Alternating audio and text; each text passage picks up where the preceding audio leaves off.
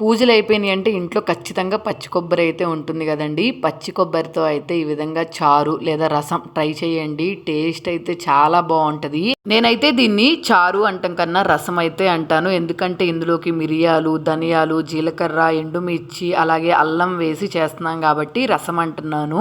నేను చూపించిన ఇంగ్రీడియంట్స్ అన్ని లో ఫ్లేమ్ లో బాండీలో వేసుకొని ఫ్రై అయిపోయిన తర్వాత చల్లార్చుకోండి. చల్లార్చుకున్న తర్వాత అయితే పౌడర్ లాగా చేసుకొని పెట్టుకోండి. ఇందులోకి 2 పచ్చిమిర్చి కూడా వేసుకొని పౌడర్ చేసుకోండి ఒకసారి.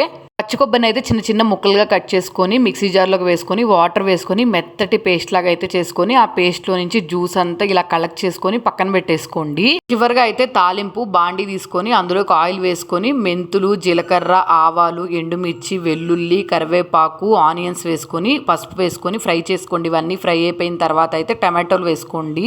టొమాటోలు కూడా కొంచెం ఉడికిపోయి గుజ్జుగా అయిన తర్వాత అయితే మనం ముందుగా పౌడర్ చేసుకున్నాం కదా, ఆ పౌడర్ అలాగే కొంచెం చింతపండు నుంచి తీసిన రసము, కొంచెం టేస్ట్కి సరిపడినంత సాల్ట్ అయితే వేసుకొని ఒకసారి బాగా కలిపేసుకుని తర్వాత మన కొబ్బరి జ్యూస్ ఉంది కదా అంతా దీంట్లో వేసేసుకోండి.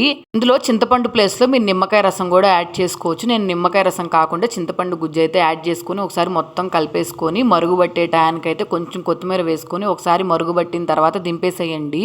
అసలు ఎంత కమ్మగా ఉంటుందో ఈ చారు మీకు చెప్పిన అర్థం కాదు, టేస్ట్ చేస్తేనే అర్థమవుతుంది. ఖచ్చితంగా వేడి వేడి అన్నంలో వేసుకొని తింటుంటే ఇంకా అమృతం అనుకోండి. ఒకసారి ట్రై చేయండి ఖచ్చితంగా. నచ్చితే మాత్రం సబ్స్క్రైబ్ చేసుకొని వెళ్ళండి.